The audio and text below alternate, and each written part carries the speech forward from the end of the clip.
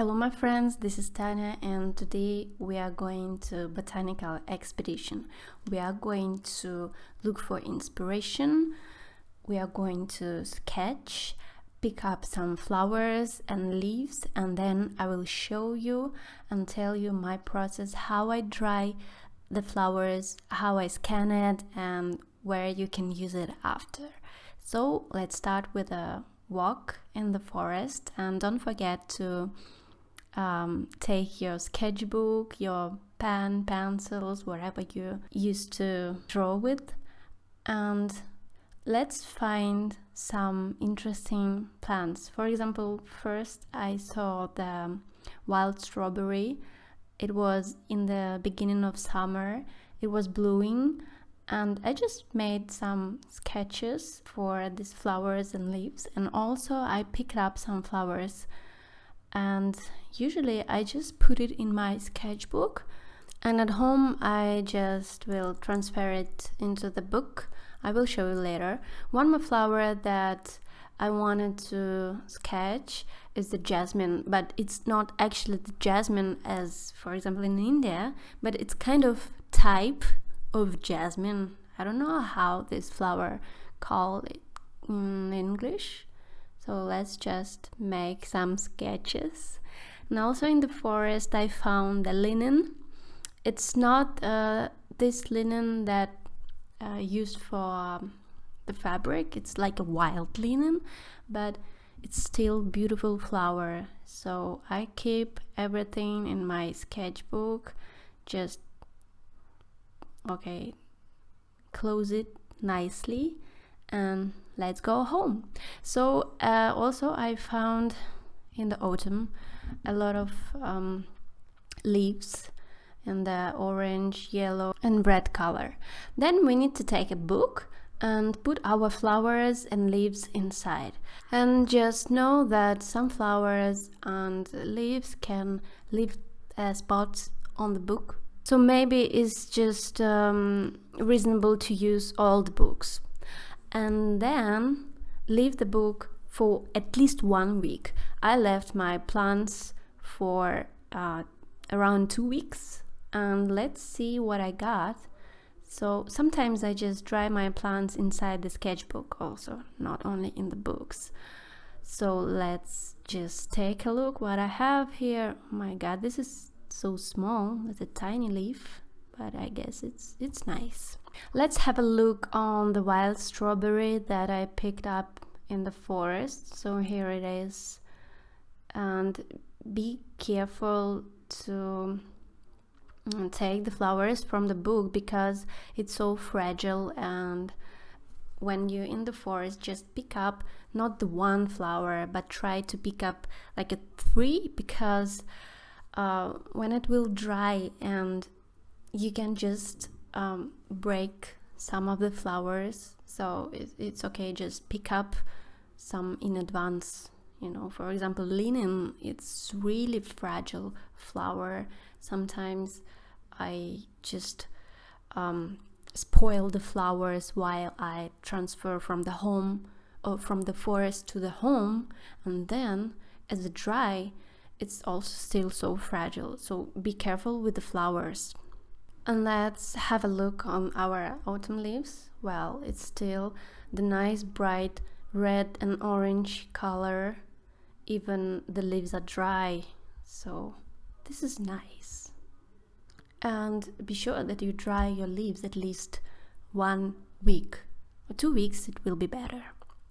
And let's have a close look to the leaves and the flowers. I will show you these leaves, and also wild strawberry flowers and linen. And it's time to scan our flowers. So as you see, I just put it right in the scanner, my flowers. Then I'm going to put on the flowers the simple office paper, the plain sheet of the paper, and then I'm going to scan it in 600 dpi. Now I have my scanned files. I open it in Photoshop, and I usually do some adjustments. Like, first of all, I try auto tone, auto contrast, and I just have a look if I like it or not. Sometimes you can just adjust manually the color balance, the hue, vibrance, saturation, etc. But then I go to the levels and I bring this white, like a bright white, to make the background looks really white, but be careful because saturation will increase. So I guess it's quite white. Then I took magic wand, click on the white background, then I go to the select menu, modify, expand, like 2 pixels, I guess it will be okay. Then again select modify feather, and then I will press delete. First of all, I just need to unlock my layer and press delete. So as you see, the white background is gone, but not everything is perfect as you may think.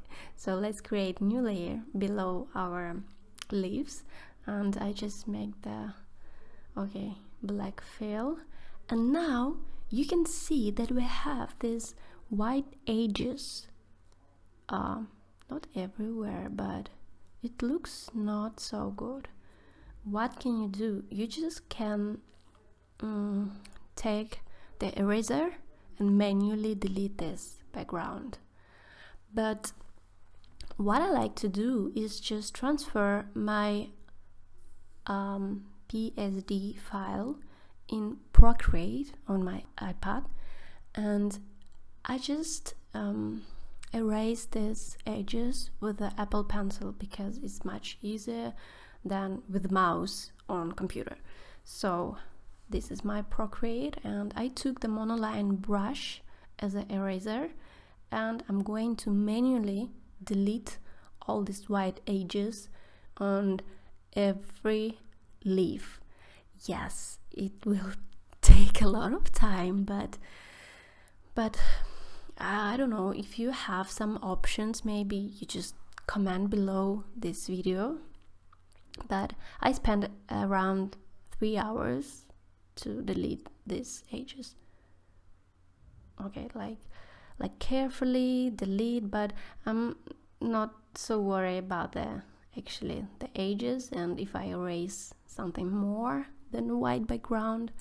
Okay, 3 hours later, I finally have again my file on Photoshop. And what else you can do? Or you can just, let's just delete this background layer. We don't need it actually. Okay, delete. And you can also fix these spots on the leaves, but it's optional. I'm not going to fix all these spots because it looks natural, but like for example this one, I just put my healing spot brush and just remove like this. Some of them, not all of them, because it will also take a time and it will look not so natural, I guess. So just some of the let's see if we have something here. Oh my god, oops, mistake. Okay, let's see.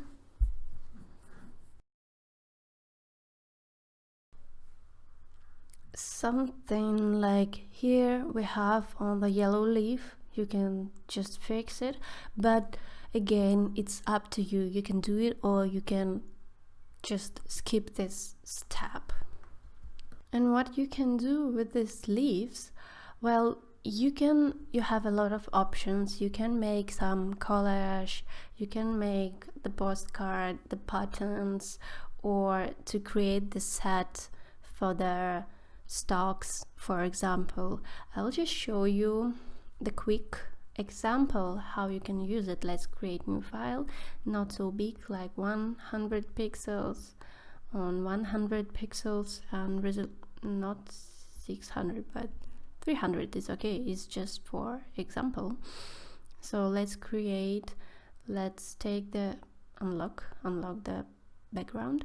Let's take, for example, some leaf, this yellow, and with the lasso tool I just select this leaf, I copy, I